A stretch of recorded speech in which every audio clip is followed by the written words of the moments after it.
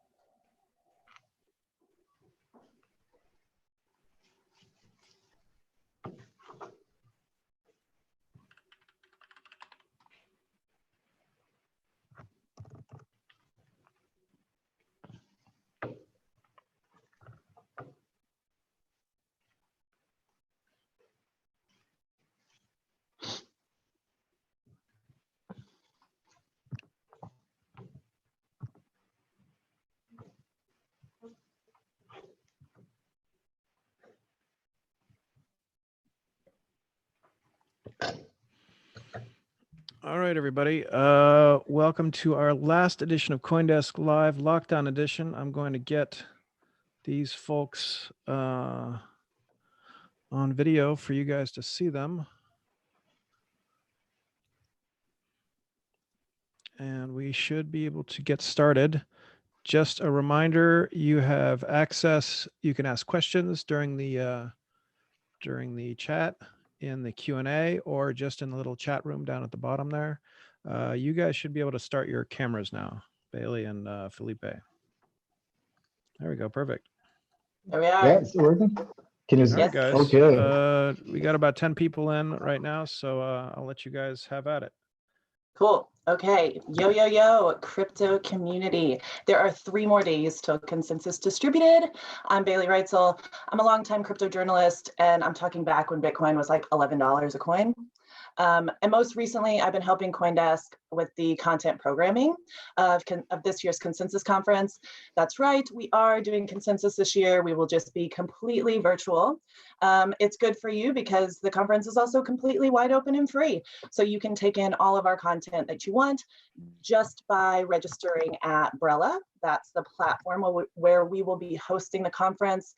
I will go ahead and drop that link into the chat box so that you guys can go ahead and register there. We have created so many cool things because we have gone virtual. We just have a little more ability to do some unique and interactive things. So first of all, I just want to highlight some of those that I think are really cool. So there's the TV track, whereby we turn our fantastic journalists over at CoinDesk into news anchors for quick-paced commentary from everything to CBDCs, to the Bitcoin halving, to coronavirus, and we're even going to be talking about the meaning of life. There's also the foundations track. That's where 22 blockchain projects, they'll be hosting like mini DevCons basically. There's a keynotes exclusive track, and you'll get to ask questions to some of the biggest names in the industry. That includes economist Carlota Perez, Binance's head CZ, and Akon. Yes, very much like this Akon.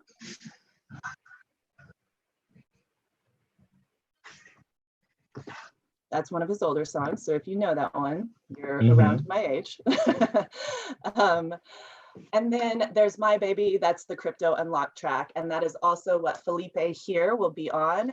This track allows attendees to get hands-on with the technology that's so integral to the industry. We're talking downloading wallets and claiming giveaway prizes. We're talking using Zcash to purchase VPNs, to keep your privacy intact, and we're talking learning how to understand all the numbers and charts in block explorers. So this is an amazing track for newbies, but it's also a pretty good place for those of us that truly understand the tech, but maybe just haven't had the time to play with it.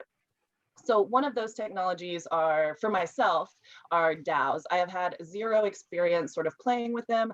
I obviously understand what they are and have written about them before. But today we have Felipe Duarte to talk about DAOs with us. So Felipe, welcome. Thank you, Bailey. Yeah. Thanks for having me. I'll just intro you real quick, but he's the culture and community lead at LUKSO, which is a blockchain ecosystem for the so-called creative class. I knew nothing about LUKSO before you had sort of updated your speaker profile for Consensus. So yeah, just tell us a little bit about what LUKSO is all about. So LUKSO is a sister, we call it a sister network to Ethereum. It's a EVM-based network that's still under construction. We're about to have what we call a RICO, which is a new, let's say a primitive, which is called a reversible ICO. It's been designed by our founder. His name is Fabian Vogelsteller. He was one of the proposers of the ERC20 token. He was involved in the MIST browser. He was like one of the foundational developers of the Ethereum Foundation. And the vision of LUKSO is to allow for a sort of an extension of Ethereum with a new cultural build that can create its own ecosystem focused on the creative class. So we're talking about the digital lifestyle, digital creators, and allowing for these creators to keep a hold of their audiences, to create a community, or let's say cultural currencies that you can trade and transact in assets and not only in finance. So as Ethereum has been like being seduced and seducing towards a financialized direction with DeFi and stuff, we feel that it would be really hard to build the vision that we have for a VR digital future on Ethereum itself. It would be like not a lot of elbow room. So Fabian's vision, and if you want to know more, I have a podcast right before I got hired. The way this happened is because I interviewed him on my podcast, Mass Adoption. It's Mass with an E.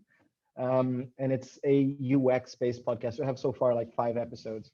And he was like the last one. So just anchor.fm/mass adoption with an E instead of an A.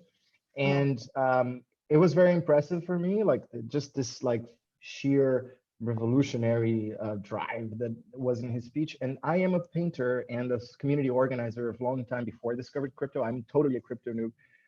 Well, let's say not anymore, maybe I'm 2 years in, but I joined because of DAOs, and I've been working with DAOs and DAO Stack, and I developed this canvas for people to design DAOs.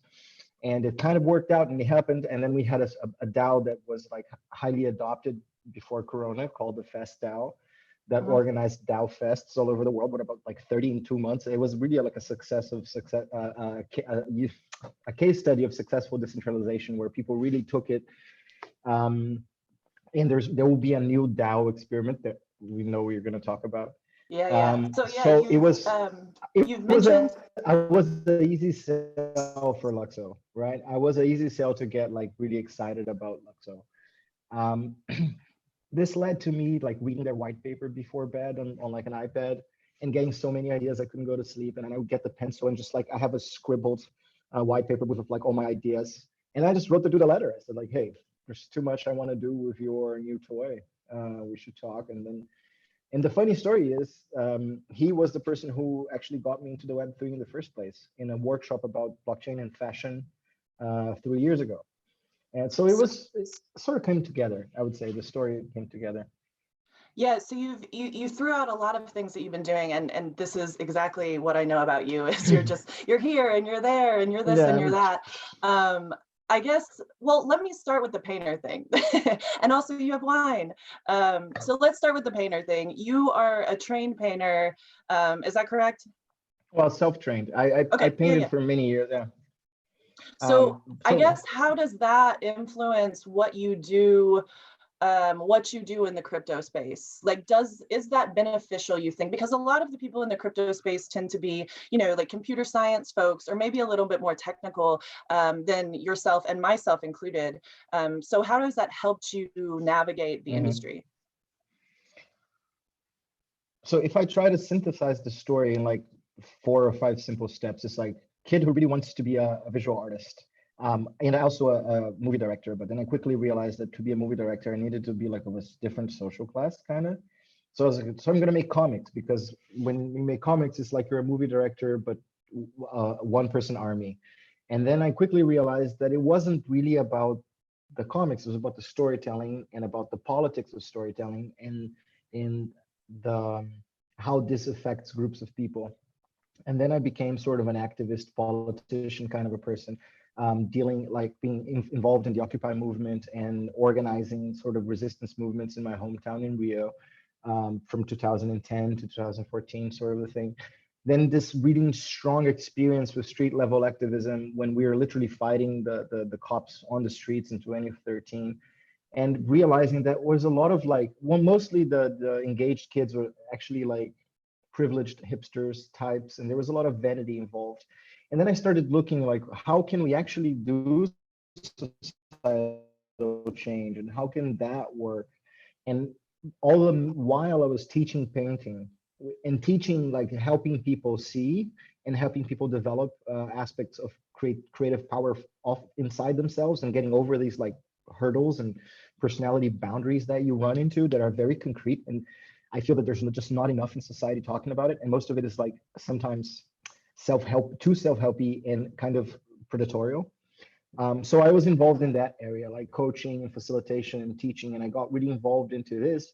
Although I have my creative practice, I draw and I write and I perform and I do a bunch of these things, but I discovered this realm of participatory art, which is creating event experiences or artworks in general, where they only come to life with the participation of others.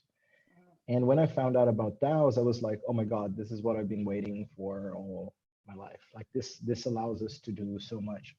I guess how do those two things align? So from participatory art to DAOs, like what is that because connection? I have 15 years of experience in throwing like contagious ideas out there and watching them spread, and then helping to softly, it's like lead from a place of service, or to having sort of invisible leadership experience.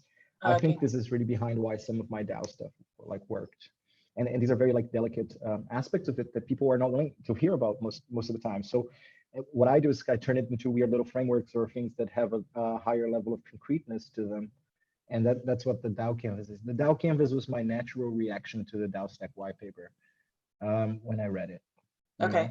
Yeah, and just like pulling back a little bit, the DAOCanvas that he's talking about is basically a worksheet that you should work through if you want to create a DAO. So just the different things that you need to think about so that your DAO doesn't become like the DAO that was a total dumpster fire, which I think is what most people probably associate with DAOs. I guess, have you seen the image of DAOs sort of come to a better light over the years? Because for a while it was like, oh, we're not messing with DAOs anymore because of that first hack. Well, but I think, for example, I'm like some of the people I admire the most and I really enjoy collaborating with in the crypto space, they became like sort of friends or people that I know I can call like when I'm in a pinch and I need like to talk about something. They were actually involved, some of them, in the DAO. Like Griff Green and Oren I forgot his Mac something. His last name is Irish sounding. He's from Colony, and Griff is one of the proposers and stewards of Common Stack. I don't think like from the community aspect necessarily the DAO was a dumpster fire. We had a technical issue. We had a smart contract exploit. Right. That's it. It could happen to any of us at any time. So like, why is not all my assets in token sets? Because who knows, you know? Yeah. But from a point of view, I feel like I don't know. I'm biased because I think I was the sort of type of guy for whom DAOs made complete sense. I've been dreaming of DAOs since I was 14. I just didn't have the language, like the imagination to think of smart contracts, the idea of programmable assets, and not only just money, which is something that LUKSO is about. Like we can transact in other things that, you know, yeah, they can have a price point, but they can also have other types of utility attached to them. So I actually am not the best. Like I'm very pro DAO, you know, and I'm almost like a DAO purist. I'm almost like to the point where I say like Molochs are awesome in the way that they're adoptable and they can allow us to do things, but they're almost a little bit too shy from the dream, which is like Yeah, okay, cool. It's nice that we have a on-chain mechanics to to deal with decisions that were made off chain, and that they're super simple and really hard to hack. And that's the right reaction to have to what happened with like the DAO. But the dream is that I can be like in a state of intense disagreement with you, and we can still create together because of the cultural build of a platform that is part on chain and part off chain. And the interaction of the part on chain, part off chain cultural build of this said platform is what the canvas is about, right? So there was a recent like the last in real life DAOCanvas workshop that happened, which was in Paris in FCC. And a guy that I deeply admire, which is a developer called Bruno Skorovic. He's from Croatia, and he's working currently with Polkadot. And he's one of those guys, you know, the guys that takes no shit. You know, he's got a like laser mind, and he will speak his mind. And I'm really proud that like we are sweet and in admiration of each other, because it's like a sign that I'm holding true to something. And he took part in the workshop like from beginning to end, super excited, and he looked at the whole Ethereum network as the DAO that he was working on, and he was trying to fix the governance of Ethereum as a whole, right? So that's like a proof of the range of the canvas. You can literally do that, right? You can, and what's it, like if I broke down the canvas into a list of questions, you could go through it, but you would miss out on the system, which is the relationship between on-chain assets, human stakeholders, community rituals and rhythms, and then collective governance patterns, right? All attached to a central controller, a central reason why all of these things are coming together. That's basically the structure of the canvas. There's these 5 sheets. The center is the controller, and then I always say community above. You can assemble it in different ways, but I just put community above, the stakeholders below, governance to the right, and actors to the left. And as you go through it, what reveals itself to you is the system. And achieving systemic perception and vision is the big challenge, I feel, for humans, because it's really easy to play a game. And I think our economy does that to a certain extent, where you pick an index of success and you just run with it. And then you just try to prove to yourself that you're great. And so it's really easy to pick a game and win it. And we do it all the time in our lives. Like, oh, I'm the most intellectual guy. And for me, important is to be intellectual. So everybody like, I'm awesome because I'm intellectual. And then, no, for me, it's perfect to have like a smoky eye and have the coolest, like, I'm not making fun of you, having the coolest green hair or whatever, you know, like we pick our games all the time, right? Yeah, sure. So yeah, I feel that my work, like, so officially speaking, my job description is I'm a facilitator.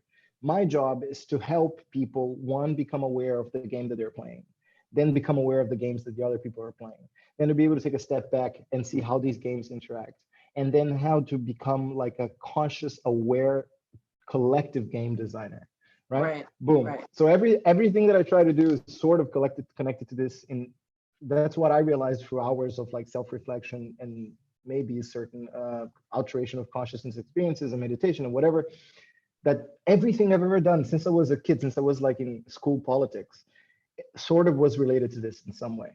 So now that I know this, my life gets a little easier, you know, because like, yeah, it's amazing that you have come to that conclusion, because I mean, I have not come to that conclusion, that everything that has happened in my life is moving towards one direction. It's usually moving towards 85 different directions. So what helped me was an artist friend of mine. She was giving a speech on some art event in Brazil, and she's like 40 something now, and she's like this kung fu practitioner, like, you know, this very slow kung fu, I don't know the name. And her art is basically, she created a coded system of characters, and she graffitis them on the streets of Rio with a Rolly thing. So it's not like a complicated art, it's not beautiful in some way, it's just like this weird codified elvish looking language, and it's all over town. And it's all stories of her life that she put in public, and she told no one. Like no one can read, but it's in public. Well, the second chapter is the story is that some dude at the mathematics university broke the code, and it's all like sexy and kinky and stuff. And she was like wearing that. Oh my goodness! But he didn't publish it. So they became friends. But then she said a perfect sentence at the presentation. She said, "You know, if I learned one thing in life is that you have to stay sane, stay healthy until you see the line. If you follow these 3 rules, everything is fair game. Dude, I'm a weird guy, right? I was weird for my family. I was weird for people at school. I think all of us in crypto space can empathize with a sentence that starts with, look, I'm a weird person. Maybe most of us, I don't know. Like, yeah, at least the beginning for sure. And then when she said that, it hit me like a golden arrow or just a really heavy rock at the same time. And I was like, shit, Yeah, everything is okay. Like, as long as I like take care of my mind, take care of my body, and don't break my heart in a way that it can't be put together back again, and just pay attention to the pattern, all good. Like, yeah. there's no So deadlines. just a short plug for your session. So we were talking about the DAOCanvas.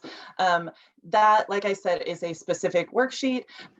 This is one of the cooler things that I think we have going on at Consensus, maybe all together or just maybe an unlocked. But so we will be breaking attendees out into separate rooms, and then you guys will be working on a system called Miro board where that canvas will be laid out for you. And so you guys will be able to sort of type in and work within you guys' groups to go through that DAOCanvas.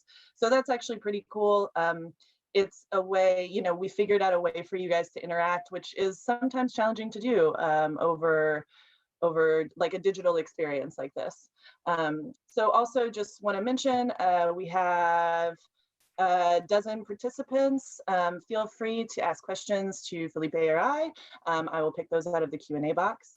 And yeah, we'll keep going. I wanted to sort of switch gears. So you have a media DAO project that you're working on.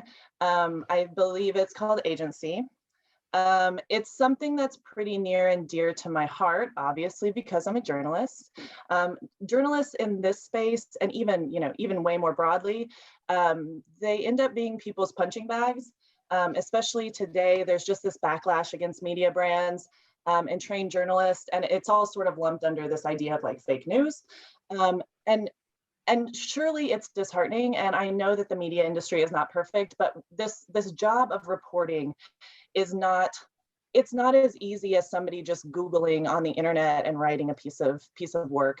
So I guess when I think about some of the backlash that crypto reporters specifically have faced, and some of the crypto, you know, high-level crypto enthusiasts just saying, you know, we could do much better if we just put this all on blockchain. You know, it's disheartening, but also kind of naive. I'm gonna like pull back from that rant a little, but I'm just wondering what you think is wrong with media today, and then what kinds of things you think like blockchain or cryptocurrency could actually help there. Wow, that's a big question. Yeah, sorry, I like ranted at you for a little bit, but no, I like the rant part. The question part is terrifying. Well, who am I to say what's wrong with media today, right? We're all trying to deal with something that is, let's call it the thinning of the sauce of attention, right? Maybe I'm gonna sound super abstract, okay? You can pull me back to earth if you want, but whatever we think we are is just the collective, like imagine consciousness as a blockchain. And then you're taking actions all the time, right? And you're sort of choosing what transactions to process. What are you like perceiving as a agent perceiver, right? The element, the thing that grabs and processes and starts the process of like digestion and assimilation of anything, it's called attention, right? And in my training of artists and facilitation, etc., I talk about attention all the mother freaking time, and I talk about it as a muscle or as a limb, right? Which we are sort of like babies at. We have to learn how to control and become masters of our attention processes, even before we start to actually criticize, judge, or want anything out of how we process stuff, right? So most of us are unsatisfied with our mental states or body states or whatever states, and also with the results of our actions and creations, right? the working through this process starts with attention. And I'm going to get to agency. This is all connected, trust me.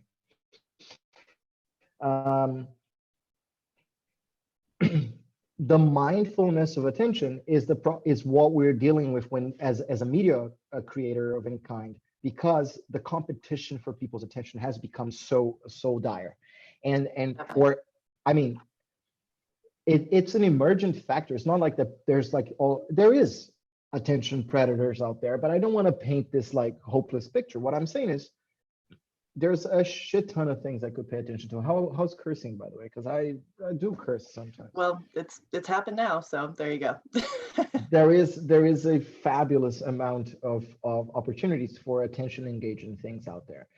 And I'm not just talking about content. I'm talking about not paying attention to content. I'm talking about think about romantic lives, you know? I mean, before you're just dealing with whatever is in your block, right? Now we are all over the world. Think of crypto people. How is it hard for crypto people who are traveling to conferences all over the world and meeting since I became an accepted person of the crypto space, I've met, I would say 1,000 people. Right. Even for friendship, not even think about romantic lives. When I sit and have a moment of silence and think of all the people that I'm curious about or that I wish I was in touch with and that I wish I would reach out to, this list grows to 50, 60 people so fast, I go into an anxiety state, right? So just allow yourself a little moment to feel about all the undone actions, all the things you haven't done, all the articles you didn't read, everything. So no, I don't want to think about that either because it makes me panicky. Yeah, so media has this strong incentive to become as cheap, attention grabbing, as reptilian brain as possible. And I think that's kind of a little bit of where the spiral of darkness of what's wrong with media today is born. But yeah. How can I, as a blockchain guy who is specializing in governance, how can I blame anyone for following an incentive chain that is not their fault, right? So then I'm driving all the way back to how can we realize what game we're playing? How can we make the ones around us realize what game they're playing? And how can we build a better collective game together? Right. I don't know. I don't know how to do this. Yeah. So, well, I guess just jumping in there about. Feel free, because I'm just I'm just laughing. Yeah, you call this the game, and it is definitely the game. So it's the race towards the most clickbaity thing that we can possibly think of. That's a race that I'm not sure that journalists necessarily started. So I do think, in my personal opinion, journalists should both inform of what's going on and also be an educator to a certain extent. The problem with that is that the things that maybe we as a collective think people should know. So for instance, how do I get somebody to care about gerrymandering? I don't really, unless I put Kim Kardashian in the headline. So it's this is a race to try and get people to care about the things that are big issues that affect people that maybe they don't really understand. But it is sort of a give and take where we have to figure out how to lure people into that. Yeah, that's the thing. So I have an answer for what I'm trying with agency, because I wouldn't be insane enough to try to prescribe something for the whole universe here right now. I'm interested in the audience that wants to be consumer and producer at the same time. Okay. Right. So basically what agency is me getting the collected results of all my creativity training background, transforming it into a usable framework, putting it out there for free, and creating a DAO for people to use it and create content with it and talk to each other about the content they've created. So I hope that's it. This is a very dry analysis, but if you look at the mechanism, that's what it is. It is dressed in a way that we're talking about dreams as a very new game and see sort of an approach, and it is about, in the end, you growing as a personality as a whole, and using creativity as a mechanism for self-discovery, but generating valuable content in the process and making money in the process, creating something that we call earn as you learn. where I don't know if anybody said this before, but it's just something that has shown up with conversations. If you listen to also the mass adoption episode with Simona Pop, she talked about like what's the earn flow of your app, and that really like I'm an easily impressionable person. I'm like very sensitive and electric and all these things. And when somebody says something that is powerful, it just like blah, it takes me away. And then I find myself like for a week or two digesting it. And that certainly happened when Simona was talking like, what's the earn flow? I don't know who said it, but like when I do update the canvas, which there is actually a bounty that can be funded if you want to help fund a bounty on the Giveth DApp for the next. So Giveth has a crowd-funded bounty platform where you can like donate. So Griff started because he wants me to update the canvas. So he started a bounty. That's one of the things that I wanted to share with you, but I didn't have time. So maybe I'm just gonna throw, maybe one person will see it. I'm gonna throw the link on here. Yeah, do it. And so if you want to see the next version of the canvas be done by September, hopefully, you can donate if you die 0.1 ETH or something to this bounty. It accumulates, and you can launch your own bounties. Like if you want to see something happen in the world, create a little campaign around it. Cool. So one of the things that I want to add to the DAOCanvas is this concept of an earn flow, right? So the DAO, the Fest DAO, the DAO that did all the DAO fests, they have a currency, or it has a currency. It's called the Fest token. It's worth roughly 1 hour of work. That right now in the DAO is worth roughly $20. Right. So we are going to continue using the Fest DAO as the system for agency and continue building the Fest economy as a creative economy. Right. And hopefully, as we become notorious, as we start creating content, maybe even for CoinDesk, it's for hire, content for hire.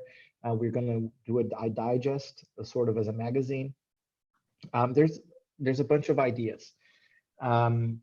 But how it begins is there's a creative training, and you just follow the creative training. There's prompts, and they're all like self-analysis with a creative output. So the like first one, what's for example? I'll give you the first one. The first one, there's a 20-minute, like 15 minutes of me talking on a podcast about the 4 elements that we see as the elements of creativity we call it the engine of work. And it's observation as the act of capturing a aspect of reality through some type of small creative output, which could be taking a picture or making a little note or just doing a sketch or writing a rhyme. Any moment where your consciousness encounters reality and takes a small capture with no creative pressure, with no directed result, right? And you do that, like turning that into a daily sort of mindfulness practice thing. Like every time I see a yellow flower, I'm gonna take a deep breath and utter a word. And then I'm gonna put that word on a piece of paper. And I'm going to have this sort of chain of yellow flower moments that happened. That's an observation strategy. Great. And then research. Research is the connection of your observations amongst themselves, seeing what's the pattern that arises, and then connecting your pattern to the observations of others. So we kind of repurpose these words for like very actionable versions of what they are. So observation, when I say it, you probably think it's like a passive thing, but no, it's an act. Like you are the camera, you capture in some way, and it's completely up to you. And then observation, research, process is just creating a constrained set of like a time where you do work. You don't know where it's going. You just decided that I'm going to work here for this amount of time with this set of tools around this set of observations or this research and see what happens. Because that's what artists do. Artists have like a scientific sort of an approach, but they're hunting for different types of realizations, right? And then you have the fourth one, which is delivery, which is in a generous, mindful way with a set audience in mind. How can I package the result of this amount of work? So let's say that one act of research depends on several acts of observation, one act of work depends on several acts of research, and then one act of delivery depends on several acts of work. So this is what we will provide in agency. And at the end of each episode, there is a prompt. On the observation one, hey, people are back. On the introduction, you do like a mini cycle of all of them. And this mini cycle ends with you answering this question: what are the 3 biggest yeses that you ever said in your life? And what are the 3 biggest no's you ever said in your life? So moments you said yes to something, moments you said no to something. And when you do, I want you to organize them chronologically and analyze that journey. And once you analyze that journey, that's research now, you're going to record a video, a selfie video, really quickly with your phone, of like, what is the dream, selfish dream that you have for yourself within agency? What do you want to achieve by taking part of this I DAO? see. Mhm. So this is an act of work that's completely separate from like that thing was observation and research, and you don't have to share that. That's personal, but you're going to share your dream with us. And then you put that to the DAO. People are going to listen to your dream, to your selfish, desirous like dream that what you want to achieve. Like, I want to be the best. I want to get hired by CoinDesk or something. I don't know, right? And they're going to That's the decide if they're going to decide if they accept you or not based on the quality of your dream. So that's Okay. the first exercise of agency, and it's not a permissionless DAO. You have to dream well to get in. Yeah. And then the Okay. people who are already there, so that's our alignment mechanism. Like, what are you dreaming towards? So that's kind of the thing. Yeah, it's you talk a lot about mindfulness, and I am also deeply obsessed with meditation. So I just, yeah, are you you're a meditator, I assume, and like, who's your favorite meditation guru? I am not a meditator. Really? I guess. Oh my gosh, you Well, who talk knows? like you are. But the thing is, my I guess one of my favorite gurus that informs this sort of a thing is Alan Watts. And Alan Watts Oh, will tell sure. you that meditation is a medicine that you shouldn't do. You're not taking ibuprofen every morning, you know, and that we turn like capitalism and Western society turns these things that are joyful things, they turn it on on their own heads and make them guilt-based things because we're Christians. So like, oh, you should meditate every day because if you don't, you're a fuckhead, you know. And even Buddhism does this. Buddhism is not too different than Catholicism as a governance mechanism, really. I'm more of the Zen Buddhism kind. So for me, everything is funny and everything is perfect as is, even with Corona and even with Trump. And like, I'm a machine moved by 2 feelings, anger and gratitude. So I try not to feel too much anger, but it really moves me. It really, really moves me. Right. And it's okay. Like, Bodhidharma was a master of Zen Buddhism. His whole teaching is about anger and killing in your mind, killing the things, you know. So it's fine. And I practice a lot of gratitude. One, because my life got much better since I left Brazil, and I went through a lot of hard things, and it was a beautiful journey that paid off, etc. And one of the things I learned was that in the presence of gratitude, fear goes down. They're kind of like sort of complementary colors. Mhm. So if you're too afraid, like, sort of get some gratitude going. If you're not afraid enough, like if you're happy-go-lucky kind of like silly dumbass, right? Like, just assess your fear. There's many horrible things happening and everything could go wrong. You could start bleeding out of your ass any moment. Assess that for a second. So it's a little bit of like a DJ, right? So when people are like, oh, you're a facilitator, what the fuck is that? I say, well, I'm a conflict DJ for groups. When I'm Oh my gosh, like, that's so. when I'm moving a group and a group agrees too much, I make them disagree. You know, I remind them of the uncomfortable, unspoken things. And if they're not agreeing at all, I say, guys, there's a lot more in common between you than you think. Like, you guys are falling prey to the narcissism with small differences. So facilitation, I guess, much like the work of the artist or the poet or the politician, is a work of framing, right? I digress. I don't know where I'm going, but No, that's okay. That's okay. I wanted to ask though, definitely the things that you're talking about fit more squarely into sort of the Ethereum culture and community than they would with maybe the Bitcoin community. Like, these things are just not topics of interest in the Bitcoin community, or things that are talked about. But I was wondering, did you get into crypto during sort of when it was only Bitcoin, or tell us how you got into? No, I got into crypto in August 20 18, I think. Okay. So I got in crypto at the lowest point of the market because of DAOs. Basically, I started interacting with this DAO stack called Genesis Alpha DAO, and they gave mini grants, and they had these goals, and I was like, oh, there's things I can do here. They need a video for this, and then I made a video, and they need a. I even made a painting of Vitalik that was raffled out for emails. Like I made all these cool. crazy things, all the while as I was completely ignorant of what was happening, basically. And so basically, I spent my time for about 4 months. I paid all my bills with DAO money, and before I got hired. And I spent my time basically proposing stuff for the DAO, and I tried to push the envelope. I wasn't one of the people that were just like trying to pass all my proposals.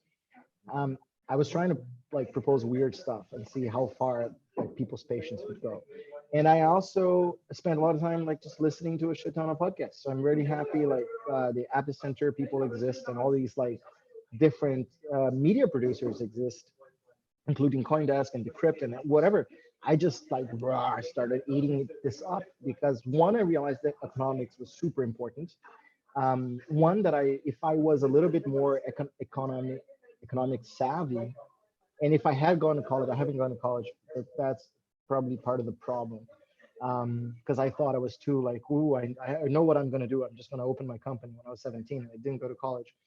So I kind of like, because of some weird component of factors, I'm not an early crypto adopter. Because as a politics interested anarchist, blah, blah, blah, it's such a fit. Like if I had heard it the right way from the right person, I would have been a crypto OG.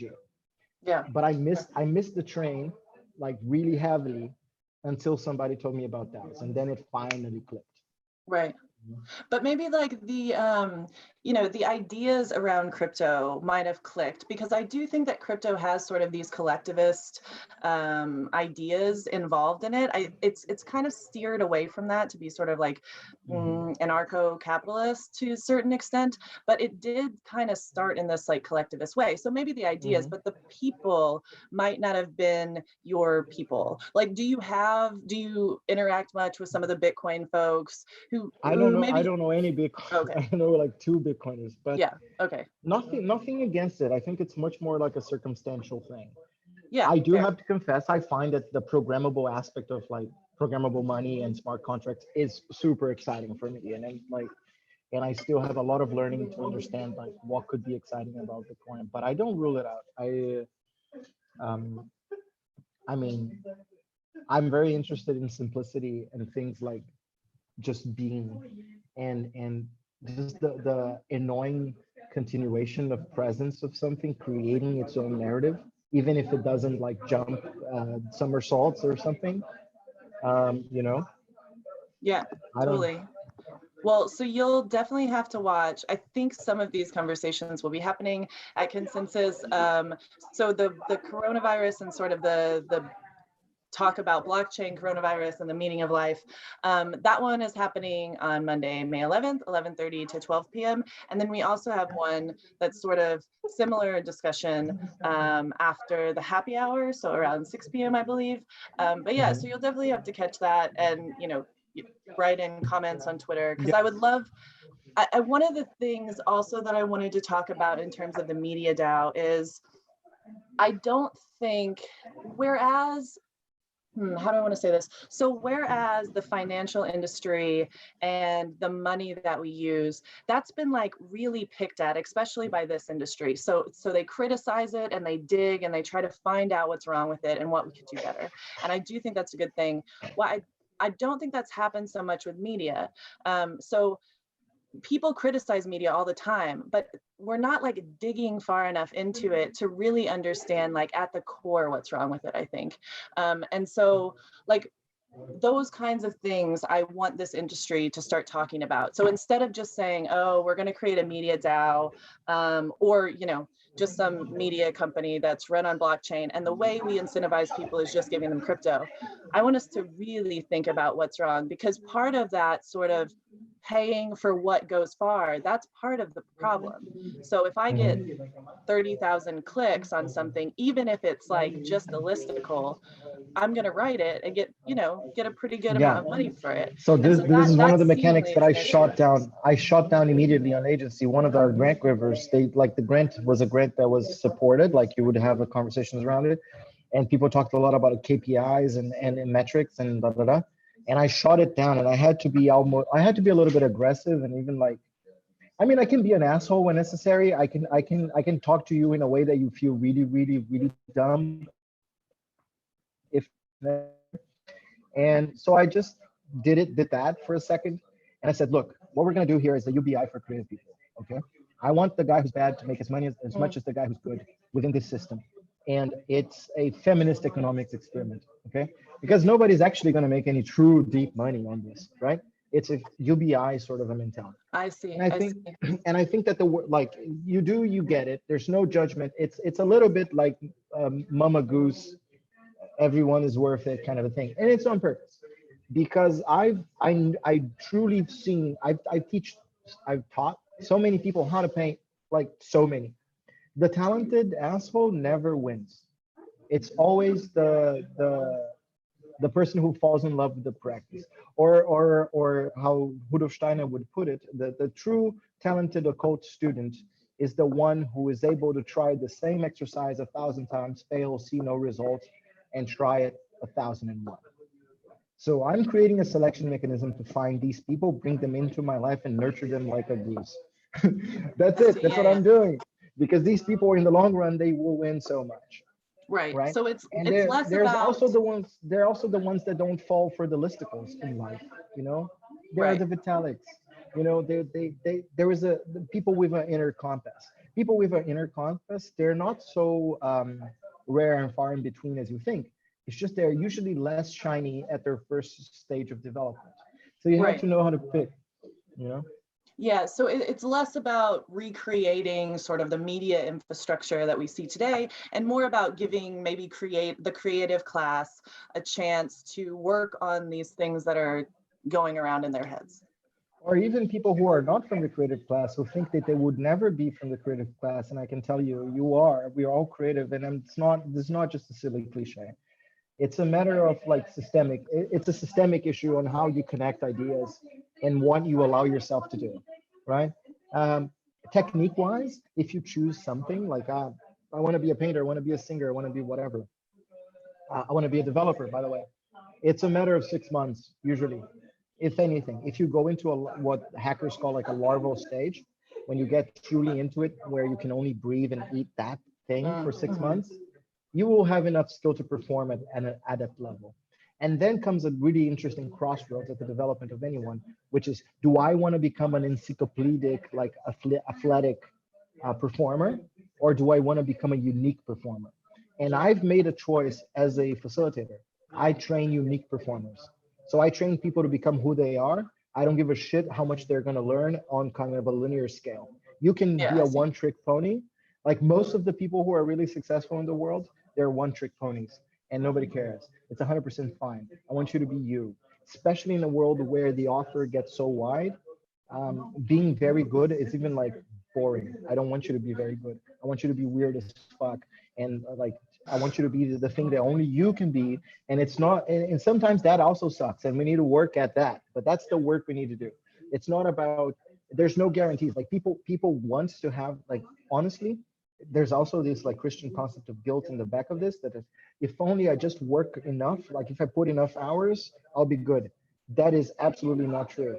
Absolutely. I've seen people paint I've had students that have so many more painting hours than I have, and they suck. They're way worse than I am, because it's not about hard work. It's about building something of value. And the paths to this value, they're twisted and they're weird and they're unpredictable. And you need to build like the courage to go at it alone. To like, since you're interested in my meditation or my gurus, to quote Terence McKenna, like the only thing you need to learn in this life, is how to go at it alone. You're a weird little piece of shit, and nobody has any guarantees for you.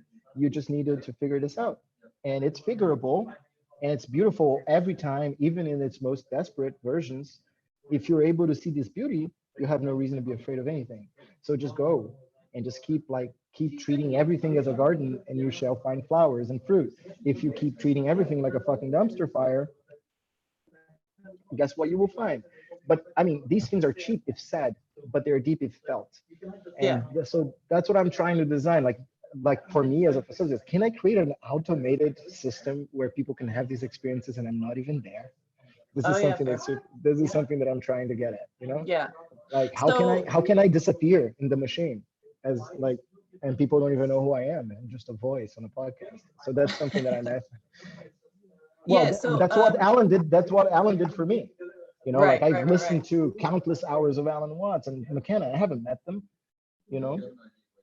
Yeah, So yeah, that's fair. Well, we're going to wrap up here pretty soon. One question I have been asking everyone.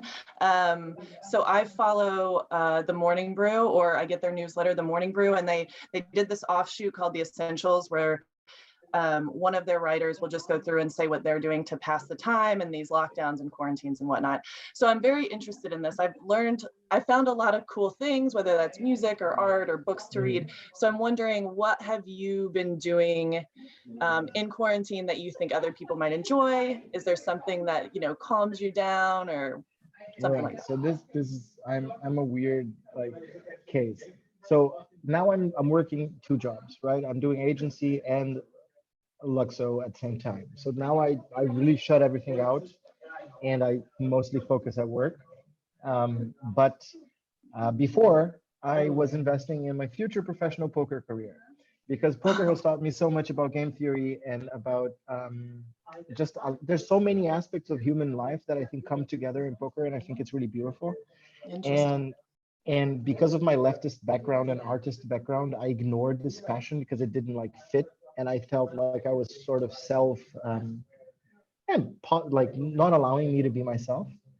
And in East Denver, I heard there's going to be a poker tournament, which the buy-in was like way more than I have ever gambled, and I was super scared to take part.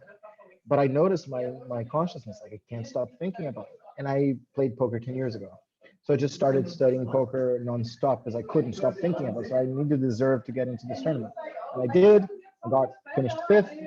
I was really, really happy. I have my little NFT final table for if never tournament.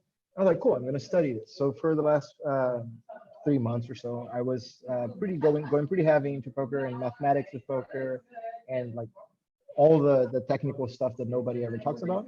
It really reminds me of tarot cards. I read tarot cards, and there's a similar magic behind. It's weird, yeah. So I don't recommend it. I don't think everybody should. Sorry, I don't have. I've been doing a lot of gardening. I bought an inflatable jacuzzi. Okay, that's the one I want you to publish. If you go onto Amazon and you just look for lazy spa, they sell these like $300 inflatable jacuzzi. Right? Everyone needs to buy this. I need to buy the fucking. I need to buy the stocks at this company, because it's really like it looks like it sucks because it's an inflatable jacuzzi, but it's actually better than a real jacuzzi, because jacuzzis are hard and this thing is like fluffy, and it gets 40 degrees and it has a jack and it's beautiful. It's like a 10x at the jacuzzi. So that's what I got, one of those, and I've been going to it often. So I work out at home and I go to the jacuzzi. Yeah, I would like to have one of those. I think I saw a video, this was maybe a couple years ago, of this woman who bought this inflatable jacuzzi and put it in her like small ass apartment and was like swimming around in it, just making a mess, really drunk. It's crazy. It sounds really rad. Yeah, so my birthday was in March, right before all this happened. And what I got for my birthday was those inflatable dinosaur costumes. Do you know? I've been wanting one for I wore it to walk. Can you send me a picture of you in an inflatable dinosaur with green hair? Because that needs to happen. Totally. Yeah, you can't really see me, but I love. I cannot wait until. You're fully inside. Yeah, I can't wait till the world opens back up and I can just live my life as my dinosaur self now. Right. So we need to make a commitment now. If you ever come to Berlin, you will bring the inflatable dinosaur thing, and then you'll be in my jacuzzi, which luckily doesn't have to be inside the apartment. There's a garden situation. Okay, and then as a dinosaur, and I need a picture of like Bailey Reutzel as a dinosaur inside because inflatable, it's super conceptual. It's like tone over tone inflatable. Love that. Yeah. All right, we're gonna wrap it up. Session, Bailey. We are right at an hour. Thank you, Felipe, first of all, for coming on. Thanks everybody who participated. I am throwing the consensus registration link in the chat once again. Everybody go have your drinks now. It is that time, maybe depending on where you're coming from. Here's But 11. just one more pitch, just because I sent that, or one more shameless promotion. I put the umbrella link for you to register for Consensus Distributed. That is May 11th through 15th. So that is coming up like this Monday. It starts at 8:30.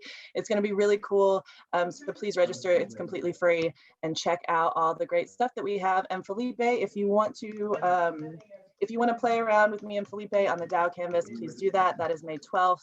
From 8:30 a.m. to 10:30 a.m. That's Eastern time. So yeah, thank you, Felipe. Thanks so much.